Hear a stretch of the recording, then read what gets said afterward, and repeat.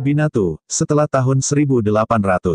Laundry, binatu, adalah kata benda yang mengacu pada tindakan pencucian pakaian dan linen, di mana proses pencucian sedang dilakukan atau yang telah dicuci. Laundry pertama kali dilakukan di sungai dengan merendam dan membiarkan air membawa pergi bahan yang dapat menyebabkan noda dan bau. Cara seperti ini masih dilakukan di beberapa daerah pedesaan. Usaha ini untuk menghilangkan kotoran, dilakukan dengan cara sering digosok, memutar atau memukul-mukulkan terhadap batu datar atau pada papan.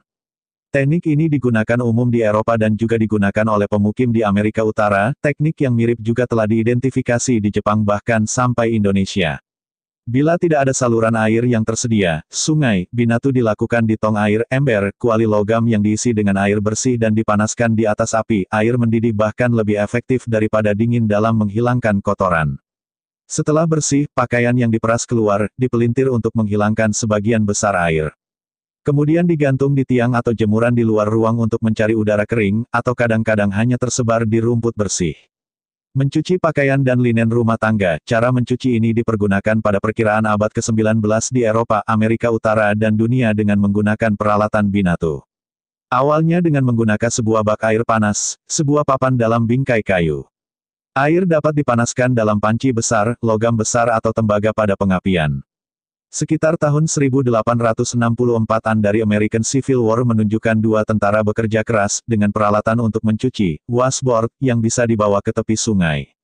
Pada periode ini juga sabun sudah mulai digunakan, yaitu senyawa alkali, yang terbuat dari kayu abu, lemak dan garam, yang dicetak kotak-kotak besar. Pemakaiannya dengan cara mencampurkannya ke air panas untuk mencuci menghilangkan spot noda.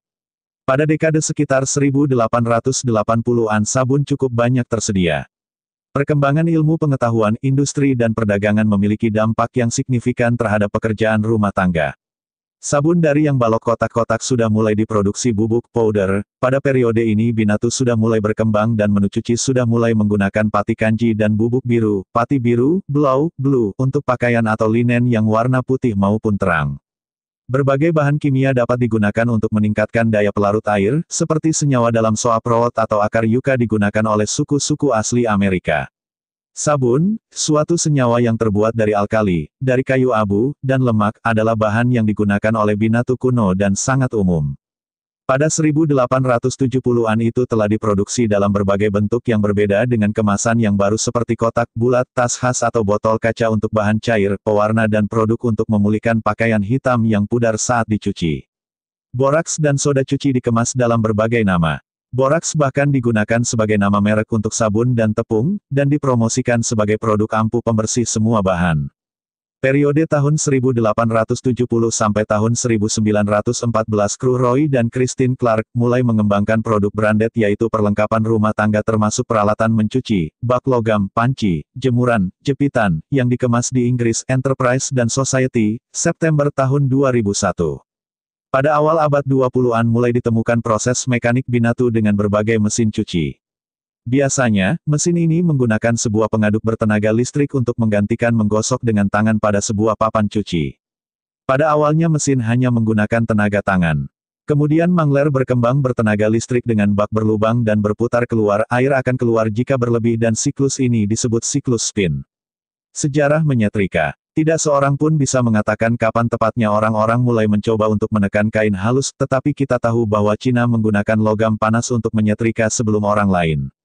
Panci diisi dengan bara panas ditekan selama kain membentang. 1000 tahun yang lalu metode ini sudah mapan digunakan. Sementara orang-orang di Eropa Utara menggunakan batu, kaca dan kayu untuk menghaluskan pakaian. Ini terus dilakukan untuk menyetrika, dan digunakan di beberapa tempat pada pertengahan abad ke-19, kemudian mulailah pandai besi barat mulai menempa dan membuat setrika, sekitar pada abad pertengahan.